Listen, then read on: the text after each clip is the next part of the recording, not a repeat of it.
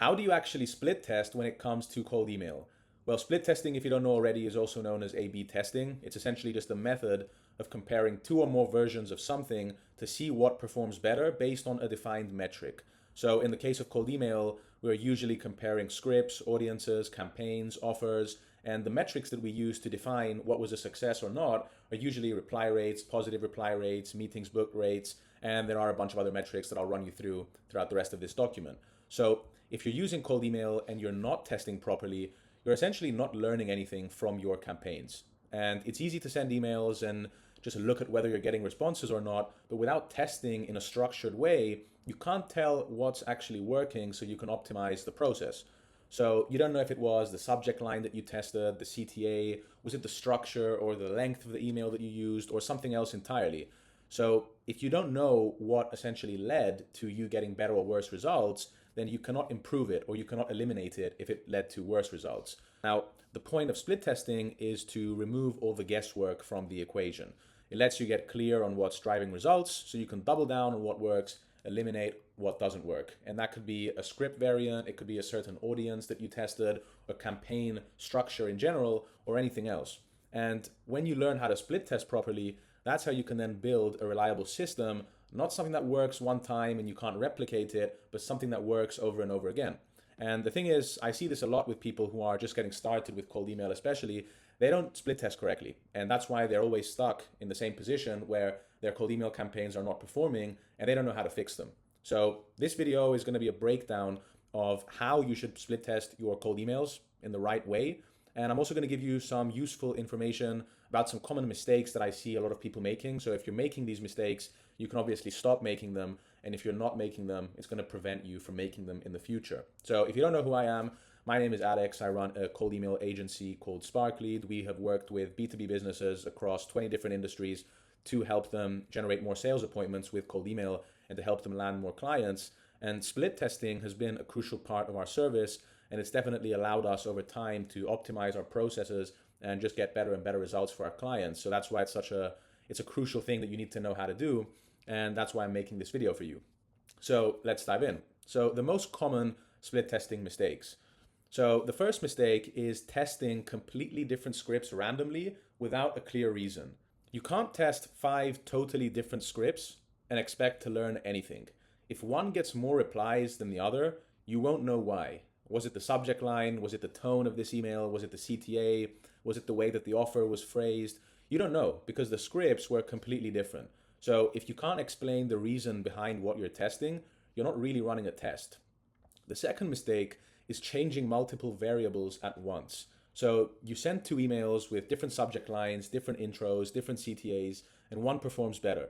Now what? You don't know what made the difference because you changed too many things at one go. So you don't know what actually led to getting better or worse results. So if you're testing properly, you need to change one variable at a time. And that way, if your results change, you know exactly what caused the change in results. Number 3 is no objective behind the test. So a test needs to answer a specific question. For example, does this CTA get more replies than the other one? Or does this subject line get better results? Is this offer getting more results, more positive results? If you're just sending variations without a clear purpose behind them, then the results that you get from your test are not going to mean anything. The next mistake I see is in not tracking your results. So if you're not tracking, you're obviously wasting your time because you don't know what worked, then you're just going to end up repeating the same mistakes. And I've also learned this the hard way. So the next mistake is not sending enough volume. Sending 10 emails and calling it a test is not going to give you any reliable information that is backed by enough data. You need real data behind your test. And to get real data, you need enough volume to be able to see consistent patterns. Otherwise, you're just going to be drawing conclusions from insufficient samples. And I'll get into what the numbers are and what is considered a sufficient sample. But typically speaking, across different script variants, if you're sending 100 to 150 emails per variant, that is usually enough emails for you to be able to understand which variants are working better. And from a campaign level view, if you send around 1,000 emails per campaign, you can probably understand if that campaign is going to perform well or not. Now, the last mistake that I see is not documenting what you've tested. So this is pretty much similar to not tracking your results. But over a period of time, you need to document everything that you've been tracking. So if you don't track all your previous tests, then you might keep testing the same things or forget what actually worked. So you need to keep a simple log of what you've tried, what you've changed, what the outcome was of every single test, just so that you're actually optimizing the process and you're not repeating yourself. Now, these are just some of the common mistakes that I see. Already, if you're making some of these mistakes, you know not to make them. But now I'll get into the three main ways that you should be split testing. And we use these at my agency as well, so I can tell you firsthand that these work. And these are tests that you should be conducting every single campaign you run, for every single script variant or audience you're testing. These are the best ways that you should be split testing. So method one is testing one component at a time. So the reason why we do this is just to clearly isolate what triggers your prospects to respond. If you change multiple things at once, you do not know what caused the improvement or the decline in results. So let's say you're testing the call to action. Here's how you would practically do this. In one of your emails, you would say, do you have 15 minutes this week for a quick chat? And in the next email, you would say, mind if I send more details, explaining further. So the first CTA is more direct. You're pitching the call directly. And then in the second email, you're going for something more soft. Can I just send you more information about what I talked about in the email? Now, for this test to work, you need to make sure that you're only testing one element at a time, meaning that the subject line, the opener, the body, anything else you've included in the email needs to stay the same. The only thing you're changing is the CTA.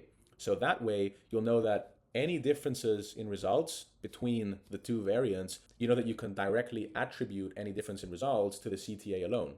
And this is going to give you precise data so you can make informed decisions moving forward. And you don't need to do this only with the CTA. You can do this once again with your openers, where you could start with an industry relevant touch point. You could start with a pain point, with a direct benefit. The whole point of this test is just testing one component at a time. So find a general script framework that is performing well. And within that script framework, you want to start testing and isolating different variables one at a time. And theoretically, you should reach the optimal variant over time. Now, the second method for split testing is testing the email length and the amount of explanation that you include in your emails. So the idea here is simple. The core message is going to stay consistent, but the way you deliver it changes to see what resonates most effectively with your prospects. So depending on who you're reaching out to and what you're selling, it might be better or worse to include more information about your offer. So once again, here's how you would implement this. In the first email, you could have something ultra concise, straight to the point, even just a curiosity-driven single sentence. In the next email, you could have something that is slightly expanded, offering a bit more context or reasoning over 2 or 3 sentences. And then in the next variant, you could have a longer format email breaking down the idea more thoroughly, maybe in a short paragraph. So I'll just give you an example here of all 3 variants. Don't take into account the actual copy. The copy isn't important here. What I want you to look at is the level of explanation that goes into it. So the first variant would say something like, hi name, noticed an easy way you could drop CPC by 40%. Interested in hearing more? So this is ultra concise, just one sentence and a CTA at the bottom. The next variant would say, hi name, we've recently helped agencies similar to yours cut their CPC by 40% using a simple tweak to their approach. Curious if you'd like me to share exactly how. So you can see here that we've already got more explanation here. And then in the final variant, hi name, notice your agency heavily invests in paid traffic. We've successfully helped companies like yours consistently reduce their CPC by an average of 40%. We achieve this through targeted adjustments in campaign structure and optimization processes. Would you be open to a quick conversation to explore how this could specifically benefit your campaigns? So you can see that every variant is offering an additional sentence of explanation. So this would also be a valid split test. Now, this approach is going to allow you to clearly identify whether your prospects prefer something more quick and direct, whether they appreciate slightly more context, or whether they just require more context because your offer is a bit more complicated, or whether they respond better to more detailed explanations where you actually give them even more context. So there isn't a right or wrong answer here.